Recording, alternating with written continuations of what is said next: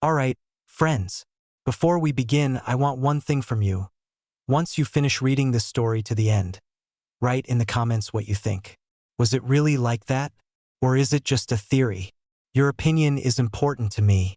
And of course, subscribe to the channel, because here we analyze the most controversial, dramatic, and closed pages of history that you won't find in textbooks. And this story is exactly like that. It's about how a single brilliant idea, a single blueprint, could have changed the course of the war and saved thousands of lives. But it was buried. Not by enemies, not by spies, not by defeat in battle. It was killed by a cold, soulless, cumbersome apparatus named bureaucracy. Get comfortable. We are diving into the winter of 1942 in Sverdlovsk, where within the walls of the Uralmash factory, a miracle was born that the world never saw. A time of despair and genius. The winter of 42. Imagine it. The fierce Ural frost. Factory workshops where breath turns to steam and hands stick to metal. The country on the brink of an abyss. The Germans are pushing towards Stalingrad, towards the Volga. On the battlefields, German Tigers and Panthers appear with frontal armor that our tank guns can penetrate only with great difficulty, almost point blank. The crews of T-34s go on ramming attacks because often there is simply no other chance. This is a time of desperate heroism. And at this very moment, in the design bureau under the leadership of Fyodor Fyodorovich Petrov, a project is born that was meant to turn the tide. The project of a machine that was ahead of its time by 5, if not 10 years. Its name, U-20. Not just a self-propelled gun, SPG, but a tank destroyer. But not the kind everyone was used to, with a fixed, box-like casemate built into the chassis. No, U-20. This is a full-fledged, 360-degree rotating turret, mounted on the proven chassis of the legendary T-34. Inside, the most powerful 85mm gun, capable of penetrating armor almost 9 centimeters thick at a distance of 1 kilometer. This was the answer. Clear, elegant, brilliant in its simplicity. Why was this brilliant? Let me explain in simple terms. A regular Soviet SPG, like the Su-100, is essentially a tank without a turret. The gun is welded rigidly into the hull. To fire, it has to turn the entire multi-ton machine. Imagine you're in an ambush, you knocked out one tank, and a second one is already emerging from the flank. To get it in your sights, the driver has to turn the whole vehicle, the tracks screech, you lose precious seconds, you are discovered. And U-20? The gunner just smoothly turns the turret. Boom, and the second tank is on fire. This is not just a technical difference. This is a colossal tactical advantage. This is the mobility of fire, the dynamics of battle, the crew's life. And here we come to the first historical context. The idea of a powerful tank destroyer on a medium chassis had been in the air since the late 30s. Even then, smart minds in the general staff understood. The future war would be a war of engines and armor. A mobile, fast, well-armed hunter was needed. An excellent candidate for the heart of such a machine was the 85mm anti-aircraft gun 52K. Yes, the very one that shot down planes. Its barrel was long, its shell fast, its energy monstrous. But there was a nuance. The anti-aircraft gun itself was huge, bulky, with large recoil mechanisms. It was impossible to squeeze it into a tank turret of that time. Pre-war projects remained just folders with drawings on dusty shelves. There was no shell, no clear path. And here Petrov's team performed a small but great miracle of engineering thought. They didn't rack their brains over how to fit a square peg into a round hole. They went a different way. They took the barrel from that same anti-aircraft gun 52K and superimposed it on the carriage of a completely different, dissimilar system from the 122mm howitzer M30. Does it sound like technical nonsense? On the contrary, this was a typical wartime, brilliant improvisation. The result was a new gun, U-10, more compact, more technologically advanced, perfectly suited for installation in a cramped fighting compartment. They did not adapt the tank to the gun. They adapted the gun to the tank. That's fundamental. The U-20 itself was a 3-man open-top turret. Yes, it was open from above. This was its main drawback, vulnerability to shrapnel and aircraft. But on the other hand, excellent visibility, less weight, and most importantly, the ability to accommodate 3 crew members: commander, gunner, and loader. The turret weighed about 3,800 kilograms. For the T-34, this was acceptable. Its frontal armor, 45 millimeters thick and made bent, which increased its resistance, reliably protected against standard German anti-tank guns at medium distances. This was not a steel fortress, but a swift hunter. Its strength was in the combination of the T-34's mobility, fire mobility, full traverse, and the deadly power of the gun. Let's digress for a second and look at the world around us. While they were drawing U-20 in Sverdlovsk, what was happening with the Allies and enemies?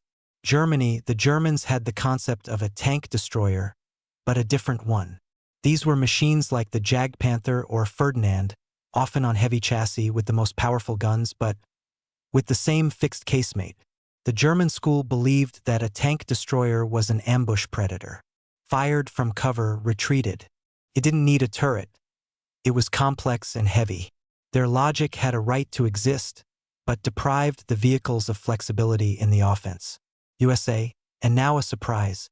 In parallel, in the very same months of 1942, in the USA, based on the Sherman tank M4, the development of the T-35 vehicle, which would later become the famous M10 Wolverine, was in full swing.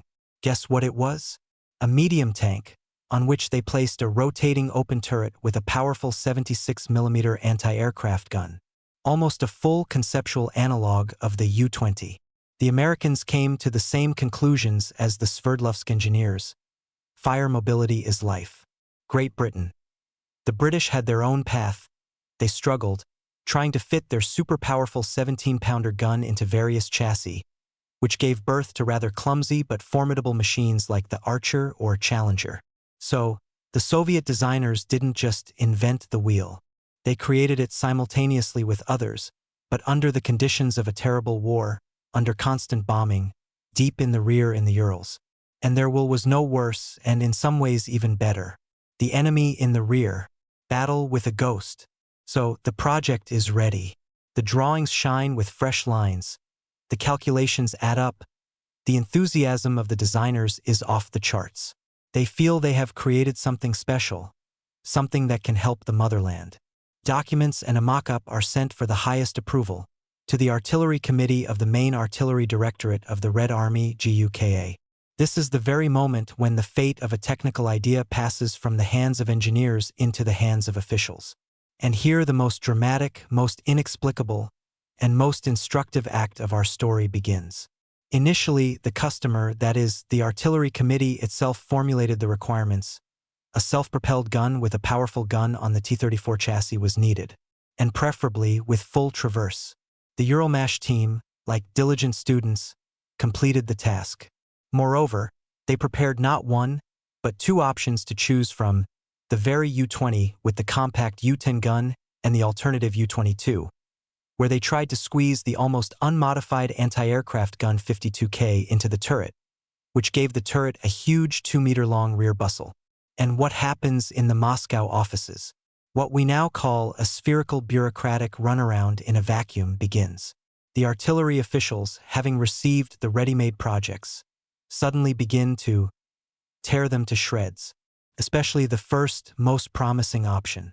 The loader, who had to work with heavy shells in a cramped turret, is sarcastically called an acrobat. At the same time, the U-22 variant, where conditions for the loader were even worse due to an awkward layout, is suddenly deemed more correct. There is no logic in this. None at all. And then the apotheosis. After months of discussions, clarifications, and delays, the Artillery Committee delivers its verdict. Both projects, both U-20 and U-22, are rejected. The reason? They, quote, do not meet the requirements. What requirements? The very ones this same committee put forward. It's a vicious circle, a logical black hole. The machine was rejected not because it was bad. It was rejected because it was not like that. It did not fit the usual paradigm. It broke the established stereotypes about what a real self-propelled gun should be.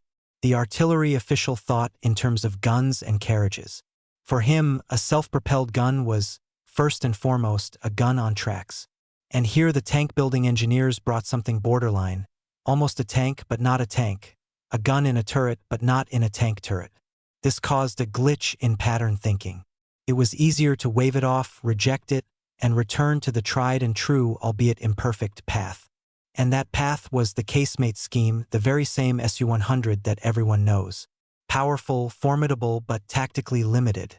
Think for a second about the cost of this bureaucratic decision. It wasn't just about metal and engines.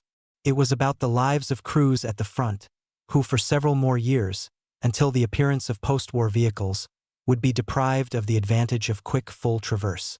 How many tankers died because their SPG didn't have time to turn around? We will never know. But the fact that this opportunity was on the table in 1942 and was simply brushed aside is staggering. The bitter irony of history, what we lost. And now, the bitterest moment of our story, its bitter irony.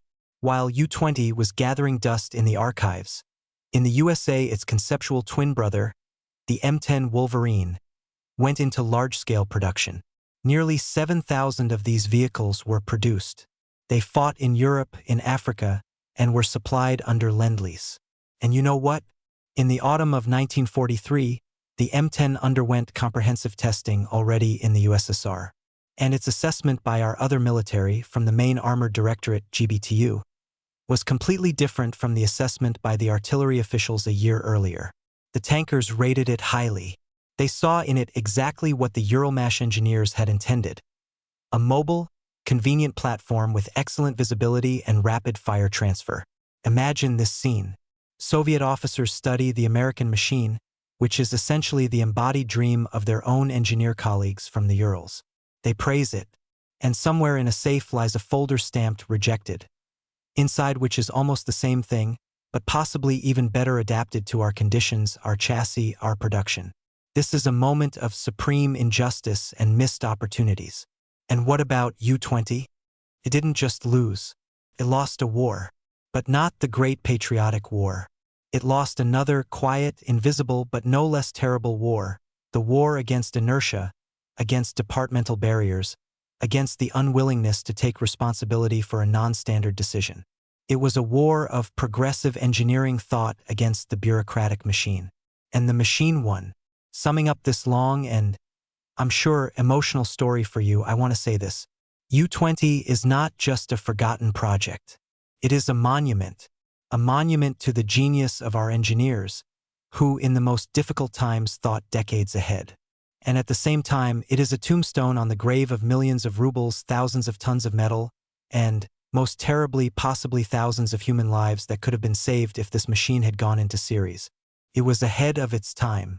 It was ahead of the German assault guns, which never received full-fledged turrets. It foreshadowed the post-war world trend towards universal combat vehicles. It could have become a symbol of a different, more technological, more intelligent victory. But history does not know the subjunctive mood. Friends, I'm waiting for your comments. Right? Did this story touch you? Is this bureaucratic deadlock familiar to you from your work or life? Could one project have changed anything? Let's discuss it in a lively, honest dialogue. Your activity is a signal that such stories are needed. And if you want me to continue digging up such forgotten, sharp, and important pages of our history for you, put a like and be sure to subscribe to the channel. We have many more topics ahead. About other wonderwaff that never happened, about secret developments, about how decisions made in the silence of offices changed the course of grand battles. Stay tuned. This was your guide to the world of hidden history. Until we meet again.